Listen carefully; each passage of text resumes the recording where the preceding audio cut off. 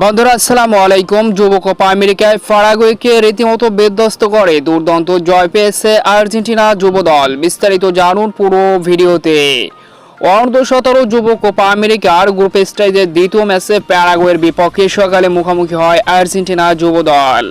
দুর্দান্ত এই ম্যাচে 4-1 গোলের ব্যবধানে অবিশ্বাস্যভাবে অসাধারণ এক জয় নিশ্চিত করে আর্জেন্টিনা যুব দল, যেখানে ম্যাচের 24তম মিনিটে স্ট্রাইকার ওটেজার অসাধারণ গোলে লেডে এগিয়ে যায় আর্জেন্টিনা। এরপর আর তাদেরকে পিছনে ফিরতে হয়নি।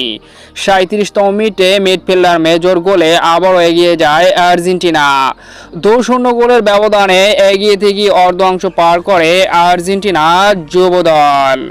দ্বিতীয়ার্ধ দুর্দান্ত আর্জেন্টিনা। 81 মিনিটে স্পিয়ান্দোনা আর 82তম মিনিটে ভ্যারনের অসাধারণ গোলে 4-0 এগিয়ে যায় আর্জেন্টিনা। যদিও অতিরিক্ত মিনিটে একটি গোল করে শুধুমাত্র ব্যবধান কমান প্যারাগুয়ে।